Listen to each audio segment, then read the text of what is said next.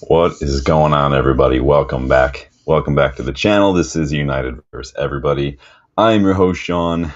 You all are the UVE community, and I couldn't be more excited to jump back into another conversation today. I'm going to tell you right now, though, we're going to have a tough conversation. It's not going to be a great one. Maybe it might not be tough for maybe a lot of you, but it is going to be tough for me.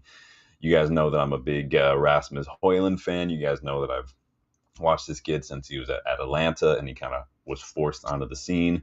Um, I was ecstatic when we signed Højlund. I was really excited, and I was thrilled with his performances last season. I thought, from what he came into at his age and everything, I thought he did, above and beyond what I would have expected. And if you've been a part of the UVE community for a while, you know that. You know that's how I have been.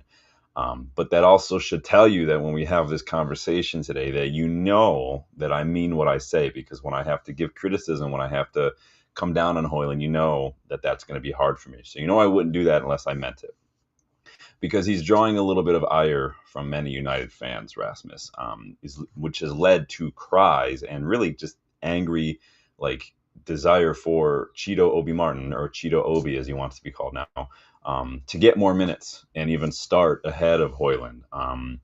Is this just a poor run of form for Rasmus? Is he regressing to the mean? Was he really good last year and now we're seeing like what we've seen from a lot of United strikers? Or is he just not good enough and this is his level?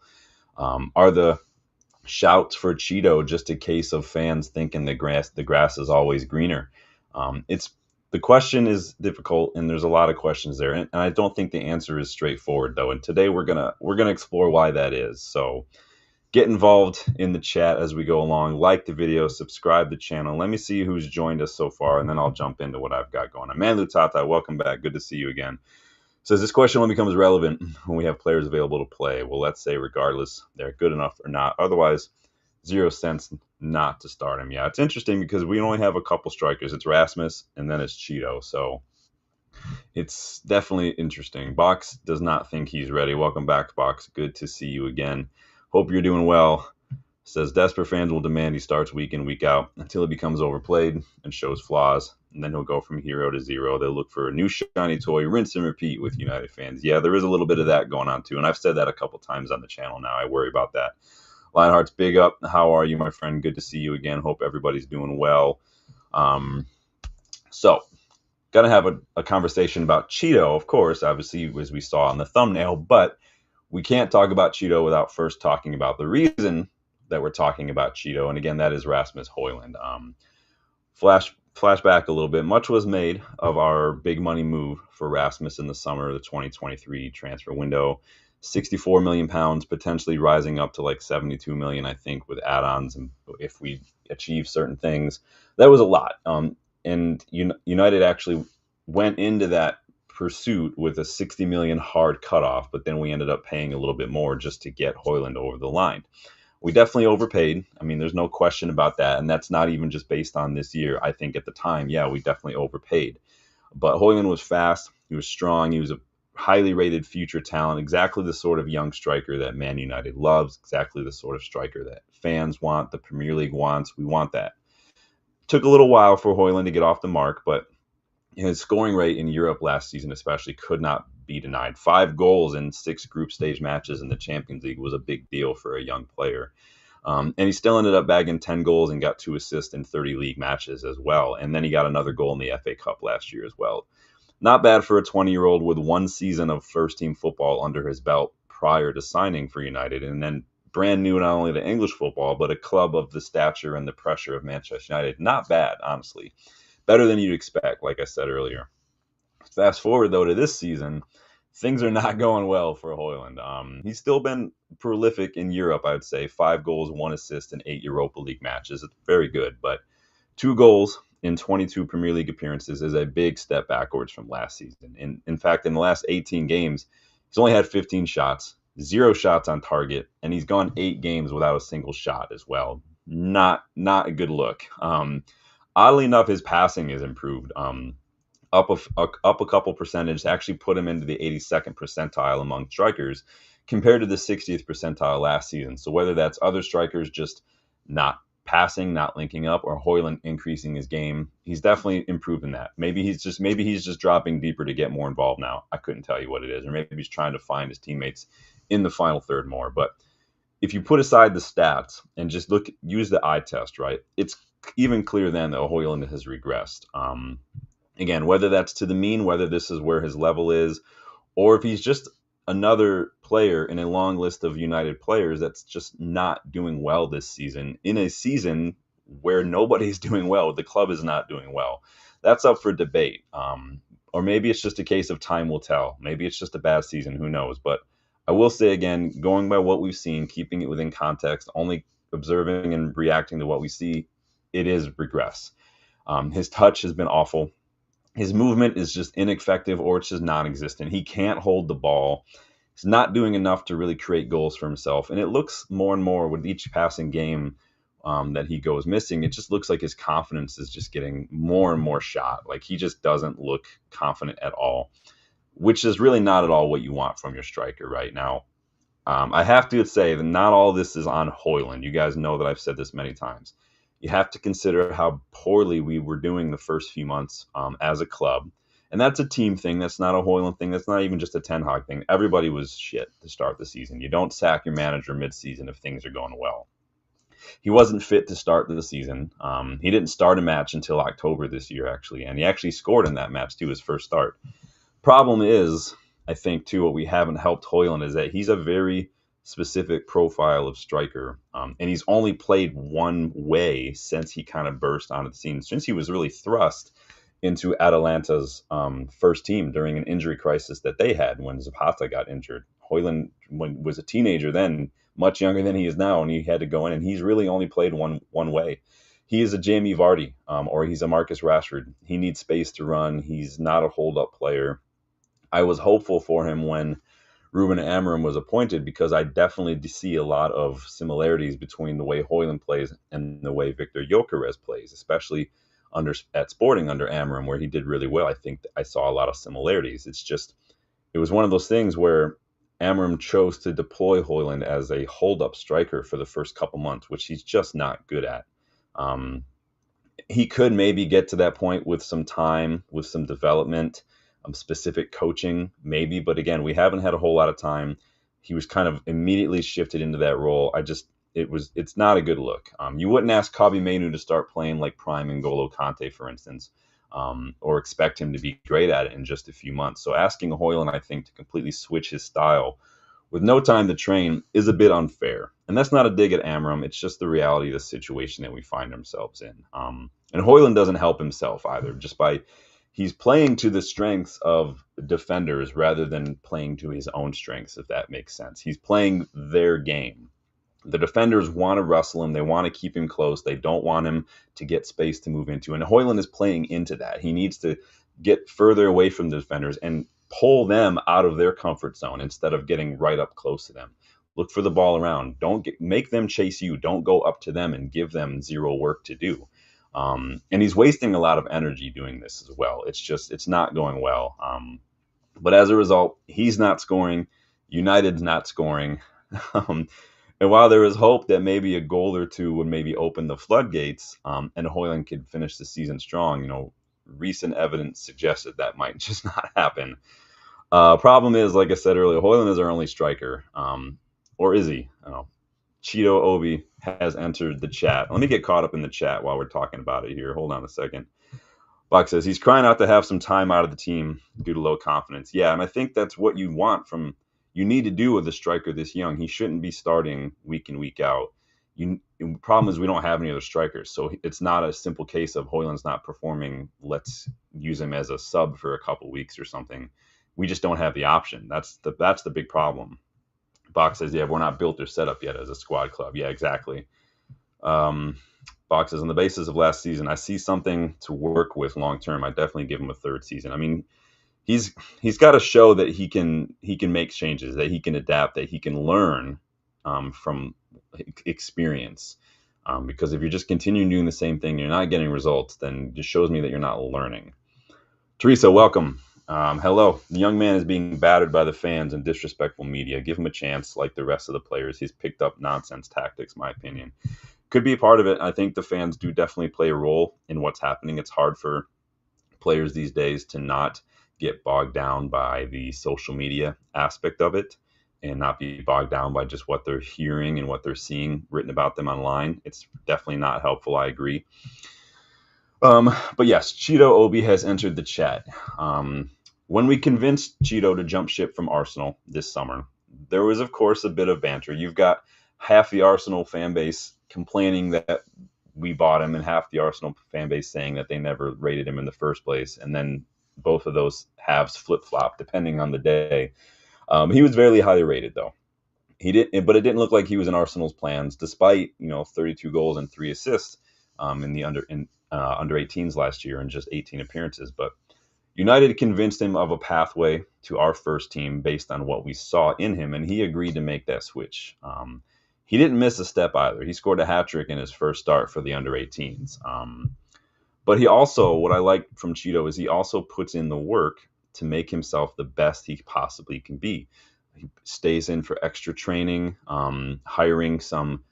He hired RH Elite Coaching to work with him. This is reminiscent of a young Cristiano, who everybody at United would say, like, Cristiano would show up early, he would stay late, he would practice these kicks over and over again, because Cristiano wanted to be the best, no matter what. You can go check out that video. I think it's on Stratford Paddock. RH Elite Coaching was speaking specifically about his time and work with Chido, but this is the kind of stuff that Chido is doing. And I'm here for it, man. It's exactly what I've been crying out for Højlund to do, in the last few weeks. Go get some specific training. Chido's exploits in the academy level, they also did not go unnoticed among the United fan base. I think what we've seen this year specifically is a overall just a general increase in the interest, in the awareness, and the discussion around the academy, because the academy is the best it's been. And Chido's been a big part of that. I went to that academy match last month when I was over in Manchester when we played Preston North End, the FA Cup, and Chido was easily the best player on the pitch. He's been the best player on the pitch at the academy since he was still at Arsenal. But everyone's talking, and he's really got a lot of United fans really more interested in the academy. He had like something like 50 goal involvements in just 40 appearances at the academy level. That's insane. And with our attackers in the first team struggling to find the back of the net, the whispers for Chido to be the next academy starlet to break into the first team, those whispers steadily grew into a rallying battle cry among the fan base.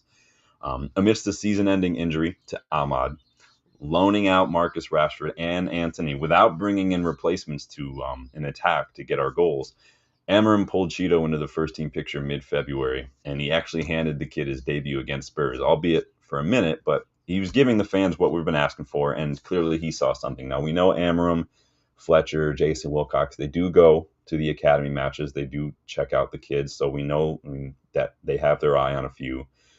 So we got a minute against Spurs, 20 minutes then against Everton. He didn't get anything against Ipswich, but I think going down to 10 men probably influenced that decision. But then he got more than 50 minutes this weekend against Fulham in the FA Cup, and he made a little bit of a showing for himself. He didn't look out of place. He didn't look overwhelmed. He's fighting his duels, winning his duels. He's getting into good positions, dropping deeper to link up play. He's able to create opportunities for himself by running off defenders, finding the space. And what I've really seen a lot from him that I like is his anticipation, his reading of the game. He knows where he needs to be as he's just kind of watching things unfold around him. Chido anticipates the best position he needs to be in, and he gets himself there, and that's why he's getting these chances. Against Fulham, again, he didn't look out of place. He completed 100% of his dribbles. He had 3 shots. He could have had a goal or two, honestly, and he also could have won a pen as well. But I'm not going to go in on too harshly for missing those chances. He's a young player. He's up against, first-team Premier League footballers. But what was interesting about all this is that he's looked better in these cameos than Højlund has looked pretty much all season. Yes, the sample size is very, very small, so I'm not going to gas him up too hard, like a lot of people are doing right now. So I'm not going to try to extrapolate. I'm just simply reacting to what I see when he's playing. On that, though, I have to say that the abuse that Højlund's been getting has been over the top. It's possible to praise one player without abusing another player. Like, both things can happen. Hoyland still plays for United. We should want him to improve. We should support him. We should want him to find his form. We should want him to get back among the goals. And the constant hate and abuse is not going to help anybody. The same cheers and excitement that the crowd extends to Chido should also be given to Hoyland. They really should be given to every United player, really. Everybody deserves a bit of that support. So, all right, I'm going to get off my soapbox here for a second. Let me see what everyone's saying here. Hold on. Let me jump back in here. Boxes. We've seen similar patterns of high, decent level performance followed by a drop off or plateauing. Garnacho, Manu, Hoyland, even Ahmad. Yeah, and that's the thing that. And how many times have I said that? The one consistent thing you're going to get from youngsters is inconsistency.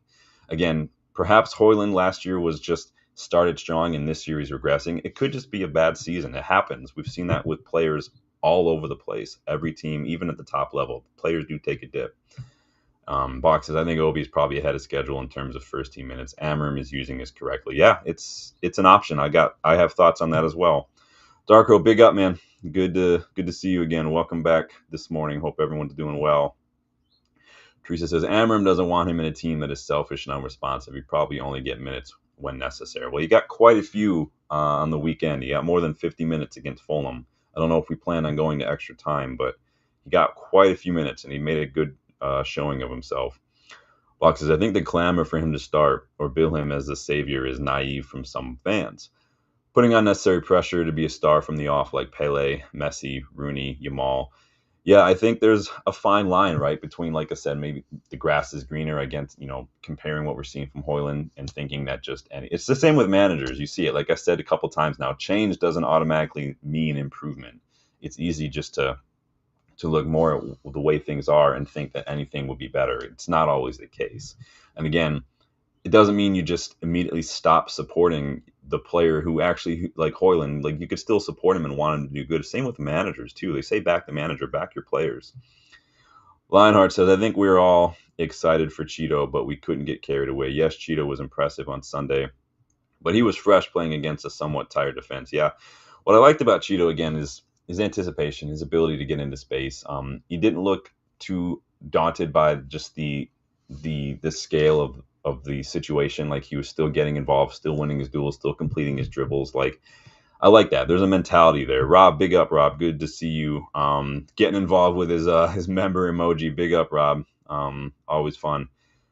Teresa says, in my opinion, the fans are running scared. I can understand, but they're being very unfair. I mean, it's not news, right, for fans, especially United fans, to be a little bit trying to think of knee jerk, maybe fickle, maybe just it's not entitlement. It's just, again, I think it's more that grass is greener kind of mentality. We see it with managers, we see it with players. And I think what has more to do with that overall, Teresa, is just the buildup of the last 2 decades and really the last 12 years or so since Fergie left of just dross, just inadequate on every sense and every level. I think it's coming to a head. I think the pressure's been building among the fan base and the negativity has been building, that it's getting to a boiling point here. And I think we're starting to see that the patience, whether it's with players or even with Amorim, it's getting less and less and less with every year. Fans are becoming less and less patient. However, we're seeing it now. Hoyland is not old. He's a young player. He shouldn't be starting but people are the hate that he's getting. The same with Bruno, and Bruno is 30 years old. Like, I just don't get it. Box says, Obi looked calm. Took quite a while for him to get his first touch. We didn't rush it. Stuck to the tactics. Yeah, and I think that's what I see. He's patient because he knows. Like, it's kind of reminds me of like Berbatov or something. Like, he knows when he's reading the situation. He knows where the best place to be. Like, I'm already seeing some of that from him. Rob wants to know, would people play Xerxes instead on Thursday? The problem is Xerxes is not a goal scorer either. He's not a striker, really. We have one striker, 2 with Chido, right? And everyone, whether it's Garnacho hasn't scored in many games. Xerxes is not a goal scorer. Hoyland is having a horrible season. Bruno is the only one who's capable of doing anything right now. But back to Chido, I think that he's done enough, in my opinion, just in these few cameos. Again, I'm not trying to extrapolate, not trying to big up, but he's done enough to show that he deserves a place in the matchday squad. He's definitely a level above his academy peers. That goes without saying. The question, though, is he ready to start? Is he ready for a start ahead of Rasmus Højlund? The players are teammates. They support each other, of course, but at the same time, you want to play. Personal ambition sets in when you're given the opportunity to perform and take a teammate spot. You're as a player, yeah, you support your teammates, but at the same time, you're also a secret level hoping that they don't have a good game. You're hoping that they struggle so you can jump in. It's that weird kind of dichotomy going on at the same time in your mind. I want them to do well because I want us to do well, but I want them to do poorly because I want to play. That's hard. But like we were talking about, is this a case of everyone being so frustrated with Hoyland that they're all thinking that Chido is the answer? Chido can do no wrong. Chido's got to be better. Or is he honestly good enough to play a larger role? Remember, he's only just turned 17. It can be easy to watch young starlets like someone mentioned, someone like Yamal, Mbappe, Haaland, Bukayo Saka, and Cole Palmer even, and forget that these players they're outliers. They're not the norm. Look back through the history and see how many players at that age were doing what these guys are doing, and they're the outliers. It's like less than a percentage overall. We can't compare. This is why I don't compare every striker to Rasmus Højlund at that age, because you're automatically going to be considered a failure. It just doesn't work like that. We need to keep our expectations of young players realistic and not assume, much less demand too much for them. But then again, there's that old adage, if you're good enough, you're old enough. So, but where is that line drawn in this conversation? I think that's going to look different for everybody. Where do you put the boundary between putting too much pressure on a youngster and then putting faith in their ability, in their proven ability? The weight of the shirt, the English media, the fickle fan base like we're talking about, and the absolute toxic shit show that United is right now. Is this all the best environment for a young player to thrive in? Are you that eager to toss someone into the deep end in that situation? Could all of that be too much? And do you risk seriously harming a career before it starts by exposing a player like Chido to all that before he's ready or before the situation is fixed? Player management is crucial for youngsters like Chido, and that entails everything from carefully managing minutes to even protecting these players from the media, not letting them do pressers, not letting them get involved, talking to them about social media and whatnot. This is all part of man management at that age, especially. I like, as someone said earlier, I agree, I like the way that Amorim has handled Chido so far. He's brought him into training to start, getting him first team minutes with the training sessions. And then he's brought him into the matchday squad to kind of get that whole experience. And then he's been drip feeding him more minutes here and there, while also carefully excluding him from some of the pressure situations, like Ipswich, down to 10 men up against it, very physical game. He didn't want to throw him into that situation. Amorim has also praised him too, even going so far after like the Spurs result to say, I think Chido is one of those players who a good one long ball, one chance, he could score a goal and make the difference. That's high praise from a manager who's used to working with young players. What do we say here? Leinart says, if Højlund is too young to be our main striker, does the same not count for Chido? Again, this is why we're having the discussion. This is why I put the question marks on the thumbnails. I want to know what you all think. Should he get a start? I'm not saying should he be our starting striker, but should he maybe get a start ahead of Højlund? Is it more about the way Højlund's playing, or is it more about what you see from Chido? Again, everyone's going to have an answer, and I want to know what you guys think. Block says Alvarez was a backup for City after 4 years playing in South American League, winning World Cups, etc. In comparison, Højlund being our 9. Yeah, Haaland's always going to start no matter what, unless he's injured.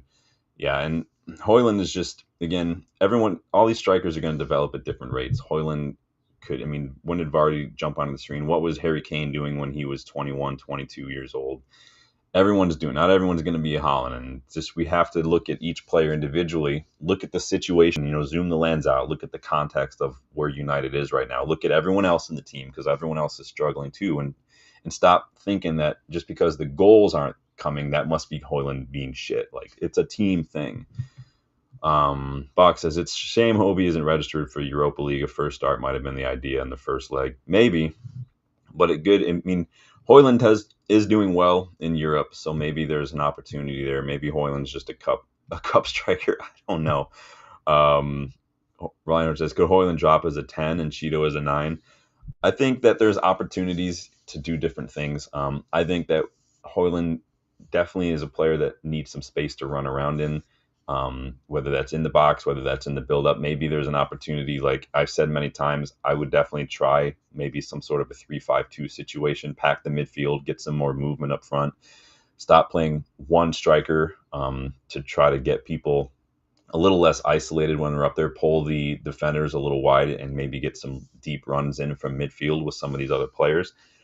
Amorim has played that formation in the past as well with other clubs. So, but again, there are possibilities, there are options as well, depending on the opposition. Boxes, I can see Obi coming on versus Arsenal and getting a late winner. He could have had a late winner against Fulham too. And again, I'm not trying to slate him, but he could have had those too as well. Fox says Obi will get the worst reception from Arsenal fans since RVP. Yeah, there's a lot, and we know there's going to be a lot of revisionism among the Arsenal fan base. We've seen it already. Like I said at the start of the show, that's just the way that football fans are. Arsenal fans have a bigger concern right now, and they're running out of the bigger fish to fry excuses. They're running out of fish at this point. They went from eating meat to going pescatarian, and now they have to go vegetarian because they're just the bigger fish to fry excuse is getting old. On Chido, if you ask me for my opinion right now, if someone said, Sean, yes, no, like I'd say I wouldn't start Chido anytime soon. I wouldn't be automatically looking to start him. Doesn't mean I don't think he's good enough. I just sat here and told you for the last 25 minutes how good I think he is. But when it comes to youngsters, I try to stay realistic. I try to stay patient in that extent, and that patience extends to their minutes and what I demand of them. You guys know that. It may not be fair, right? But sometimes you don't have a choice to get fully ready. You just have to play and just, at the very least, just show people what you're about. Sometimes that's all you can do. I don't think we can use Hoyland's struggles to automatically say that Chido should start either. They're separate issues entirely. Hoyland's struggles are over here. Whether or not Chido should start, that's a whole nother thing. So I don't like to, they're related, but I don't think there's a causation there, if that makes sense. I think Amorim is doing fine with the way he's incorporating Chido. It's just unfortunate that we don't have an older striker ahead of Hoyland, because Hoyland should be doing what Chido is doing, honestly. Because again, I'd argue that Garnacho probably shouldn't have started as many matches as they have the last couple seasons. Garnacho's not really had adequate competition. Hoyland's not had any competition for such a young striker. He shouldn't be starting. And that's just the way it is. But I do think, what I will say, while I don't think Chido should start simply on the basis that Hoyland is struggling, I do think that he could.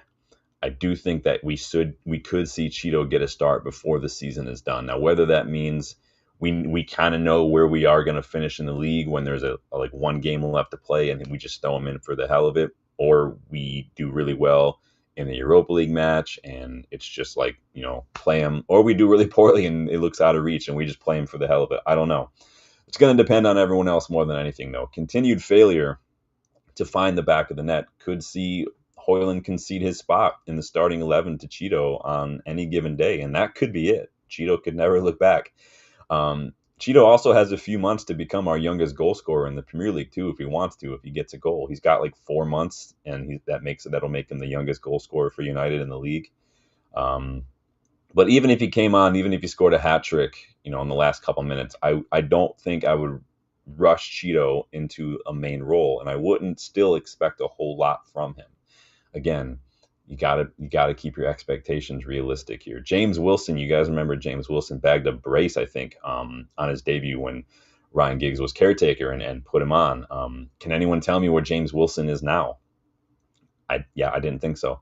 I'm not trying to take a dig at Wilson, but the point remains, not every youngster who comes on and shows potential at the academy level, not every youngster that comes on and has a bright spark, not every youngster who bags a brace or a hat trick in their debut like James Wilson is going to make it. That's just the way it is. And again, you don't want to rush it. You don't want to put too much pressure, too much hype on them too soon, because all you're doing is setting them up for failure. In 1 year, fans could be giving Chido the same stick that they're giving Hoyland if he's not performing, even if he is just 17. Like, that's just the way fans are. Let me see what you guys are saying. Box has agreed. Yeah, I don't know what I said that you agreed with. I said a lot of stuff, but I appreciate it. Line just says, I think the way Amorim is introducing him is the correct way. Yeah, and that's what I was saying. I think he's doing just fine right now. Box says, didn't Fergie introduce most of the class in '92, aged 19? They were a bit younger, and Giggsy was starting. He started a year or two before, like Becks and Scholes and the Nevilles and whatnot. Um, and they had, and people forget, the class of '92 had a lot of experienced players with them on that pitch. It wasn't just like only youngsters. It was guys like Robbo, Schmeichel, a lot of these guys, Cantona, a lot of these guys were on the pitch with them, guiding them, being leaders, taking on the majority of the responsibility and a lot of the pressure so the youngsters could just be youngsters.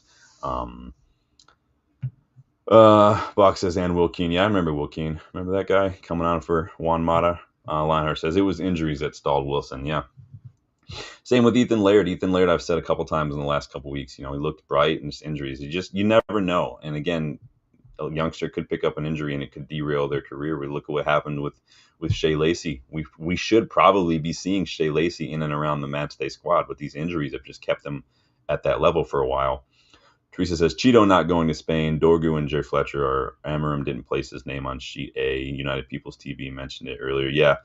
Yeah, he's not in there. Remember we signed him in the summer and things like that. So it's just he wasn't part of anything until mid-February. He didn't make his debut, so I don't think the plan was to do that. So it is what it is. I don't have a problem with it. Not really. I don't think that's going to be a difference maker in terms of Europa League, honestly. But on these youngsters, it's easy to look at the youngsters in the academy. It's easy to look at some of the youngsters that have made the matchday squad and the bench recently and get giddy, get hyped, get gassed.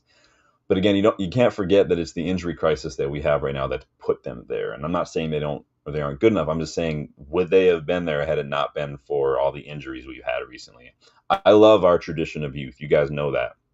From the Busby Babes to the 70s to Jimmy Murphy to the class of 92. I love the youth. On the back of the crest or on the badge on the inside of a lot of the shirts that I've got, youth, courage, success. The first word in that is youth. We're built on. That's the foundation that this club is built on. But I've also said many times, I would never force the matter just to maintain a record. I think that when you're forcing things just for that, it's not necessarily for the benefit of the club. But aside from the Europa League, what do we have to lose now? We're out of the FA Cup. We'd be lucky to get anywhere near mid-table by the end of the season. We still have a chance in Europa League. We're still undefeated in Europe right now, but we've got to get through some hard sides to go there, and that's a big ask. But maybe if we maintain our decent level of form, put together a couple wins in the league, secure some safety, we can really focus hard on the Europa League and make a strong push at that. That's our only shot at Champions League next season.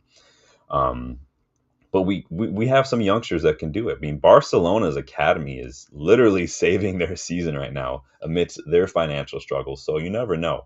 We have plenty of youngsters who look ready to get a shot in the matchday squad, look ready to maybe get minutes too, not just Chido. And I think with PSR situation breathing down our neck, the debt, the financial shit show that we're in just overall, if one or two of these young players from the academy are good enough for a spot in the matchday squad and they prove themselves, it could save us a lot of money and help us out as well. Not just Chido, like I said, Camison, I think I would start and I would prioritize him ahead of Giovanni Quenda. He's older than Quenda. He's looked very, very good this season. Plays the same position. Biancheri or Lacey maybe instead of going out and spending money on Chris Rigg or Tyler Dibbling. That could be excellent as well. Morehouse, Bragamoff, Fletcher instead of getting someone like a Nipan, I think could be a shrewd little masterstroke if they continue to impress, give them preseason. And then even you've got this 14-year-old kid, JJ Gabriel, who's just, everyone is just fallen over for, and this kid is highly rated. We're going to see him probably in the next couple of years bursting into the under 18s, probably just like this Dowman kid was at Arsenal. You never know. I like the academy. I think it's the strongest it's been in decades personally. And I think there's a lot of players in there who not only from a financial perspective could save us money, but I think that they are good enough to come in. Biancheri, Camison, all these guys. So you never know. But I want to know what you guys think. Let me see what we got here. Bach says, remember LVG injury crisis? Yeah, he did give a lot of debuts. I mean, would we even know who Rashford was had we not had all those injuries? You guys remember all those guys: Guillermo Varela, McNair, Blackett, Borthwick Jackson. Who's the other little kid, the left back? I forget his name now. He went to like Hearts, I think, after a while. I forget his name. Um, yeah, LVG did it. Mourinho brought on a couple players. I don't remember who they were now. Mourinho brought on a couple players later on. Obviously, Ollie was playing guys like Greenwood and Chong. And then who's the other little kid? Sure, Thierry as well. Leonard says, I was just thinking the same. Yeah. And I don't have a problem with that. Box says Thorpe, Love, Ware, McNair, Blackett, Varela, Fosu Mensah. Yeah, I forgot about Fosu Mensah. Yeah. Big up Box on that one. Yeah. Yeah. Borthwick Jackson was the other one. Fosu Mensah, man, why didn't we try to keep him, says Lionhearts? I think that he probably wanted some more minutes. I don't think Fosu Mensah had like a definitive role. We've seen him play right back, and then he was playing like defensive mid, and then he went to Leverkusen. I think I don't know where he is now, honestly. Lionhearts wants to know how old Kai Rooney is. I think he's pretty young.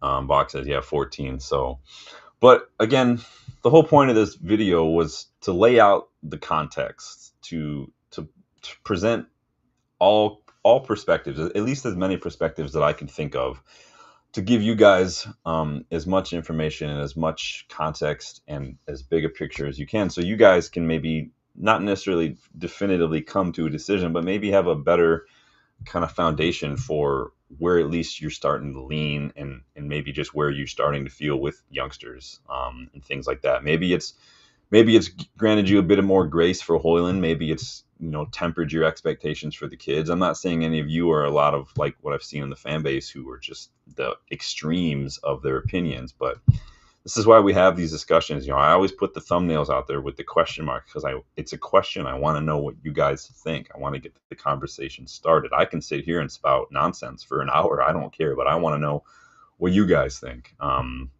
Box says, I had big hopes for Januzaj. Yeah. Januzaj looked decent, right? His corners were shit, though.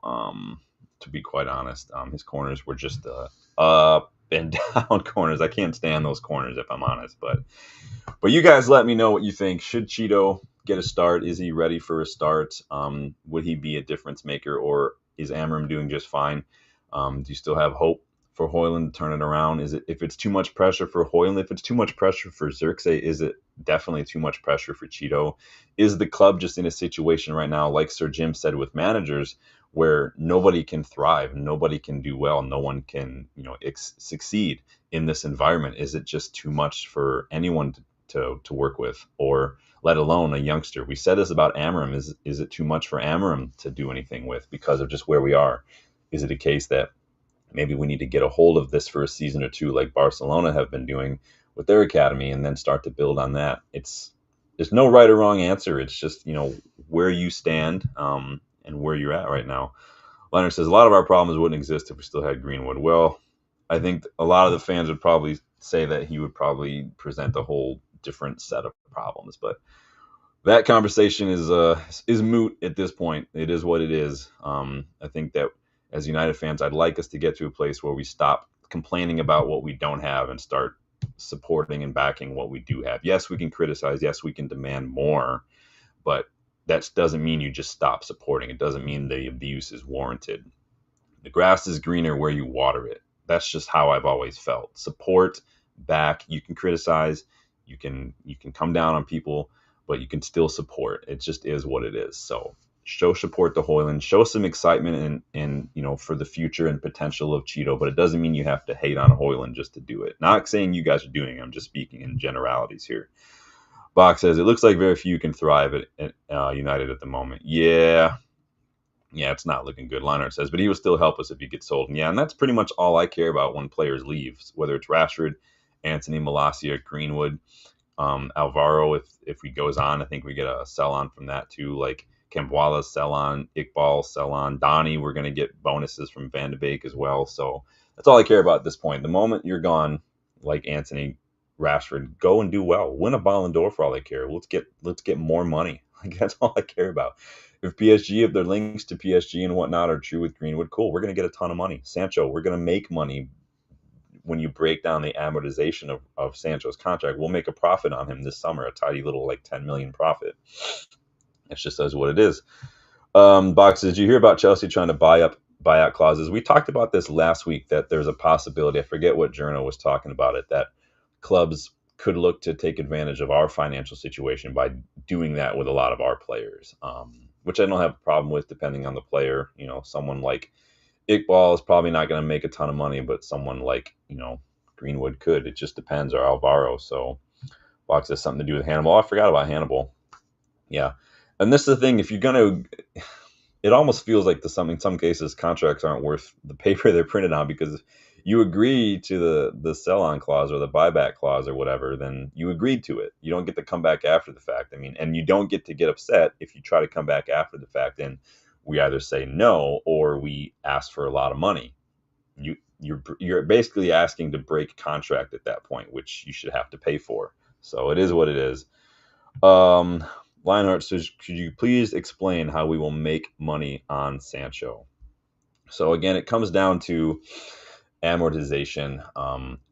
You take what we paid for Sancho. People are looking. People, I think, and I'm not accusing you or anything. I think video games have kind of, and just poor journalism have kind of skewed people's understanding of how transfers work and PSR and amortization, because people look too much at how we pay, how much the fee was, and we say that's what we paid. It's not what you pay. You spread that out over a number of years. So Sancho, I forget how many years we signed Sancho, but we paid a certain amount. He still has however many years left on his contract. I forget, 1 or 2 years. I don't remember what it is, but Chelsea are paying much. They paid a little bit more. We're going to get bonuses because from Dortmund, remember, he was on loan to Dortmund, so we'll make money on that as well. So you're buying out the remainder of the contract. So we talked about this a couple weeks ago. I don't remember all of it off the top of my head. Somebody broke it down on Twitter, some account that knows more about it than I do. So I would have to bring it back up again. But Chelsea are paying 25 million this summer, which I think we've got like just over 10 million left on that. So it breaks down a weird way. It's interesting. Like I said, and this is why, like, it's lazy journalism. It's lazy kind of fan rival arguing when people are like, you paid that much for Anthony. Like, no, we didn't pay that much. We paid, that was the transfer fee, but we haven't paid that much, is basically what it is. And so if you buy a player for 100 million and you spread that over 20 million a year for a 5-year contract or whatever, but you sell him after 2 years, you've only spent 40 million on that player. That's just the way it works. The club that buys him after 2 years is, they're buying the remainder of his contract. And you can ask for a little more too if he's a good player. So you can make money. Like, technically, had we not spent that much money, if we'd sold Anthony like 2 years ago instead of like maybe this summer, we might have even made money on Anthony deal. It's just weird how it works. And the great thing about PSR is that when you buy a player, again, you can amortize that, and you only have to declare that first year, the initial payment. But when you sell a player, you can declare all that as one price, one lump sum at front. So the problem is that PSR kind of forces you to sell your academy players, because that's obviously who you're going to get the most profit for. So you could have a whole conversation on how PSR, FFP work and everything. I'm sure City fans and everyone else is becoming an expert these last few years, but there are many people who know way more about football finance than I do. I encourage you to check out some of that. Swedish Rumble, Kieran Maguire. These guys are, Kieran Maguire is a football financial expert. He does a podcast called The Price of Football. I have his book behind me. He teaches, he lectures as well. So they're much better at breaking down. On Kieran Maguire, you have to take a little bit of what he says with a grain of salt, because he is very, very, very, he does not hide his agenda when it comes to United. So you just remember that. And the same with journos and pundits as well. But that is pretty much it for me, you guys. Again, as usual, I don't have definitive answers. It's more just about how you feel, your perspective. My job is to give more information, provide more context, maybe lend a bit of perspective, because everything in life is only going to look the same if you only view it from one angle. So it's good to have perspective. It's good to have differing opinions. That's why I love to get everyone involved. I don't want to just have an echo chamber. Let's have a good conversation. But I do appreciate you guys popping by, getting involved in the chat. If anything, at the end of the day, all I can say is the future looks bright from the academy, from Chido. I think I like a lot what I see, and we can get behind that. Let's continue to back the players. Even Hoyland, he's struggling. It's a shit season for a lot of us, though, not just Hoyland. Everybody's struggling. So let's keep that in mind. Let's try to get to limping by the end of the season. Let's see what we can limp to. We got Europa League hopes still, and we'll see what happens. But like that video for me, please. If you haven't yet, please subscribe to the channel. If you are new, check out the memberships if you want to learn how you can have a say in topics like today and what we discuss on the show. So I'd love to hear that. So be back tomorrow. We'll probably do the preview, the Sociedad match tomorrow, because I think we're traveling to Spain for that one. But we'll do the preview for that one tomorrow, because obviously that match is going on Thursday. Big up the under-18s for coming from behind to beat Middlesbrough yesterday, thanks to a brace from Scanlon. And I forget who scored the pen. Someone let me know who scored the pen. I forget off the top of my head now. But and if you guys are joining me with Arden Yashar, we watch Club Brugge play Atalanta today in the Champions League. And then there's a big Madrid derby in the Champions League this afternoon as well. So big afternoon for football. I am going to get going. Lionheart says, I'm convinced of I love that, man. I am all over that. I'm going to ride that train till we're knocked out by Sociedad next week. So until then, you guys, thank you for stopping by. Like the video, leave a comment if you weren't able to catch the live. You guys know I do check the comments. I do respond to them when I'm notified. Sometimes YouTube doesn't notify me, but I do my best to make sure I read them all and get involved, because I do value you guys' opinions above all else. So thank you guys again. Good to chat as always, and I will see you guys tomorrow for our preview of the Europa League match against Sociedad. Until then, take it easy, enjoy your day, and I will talk to you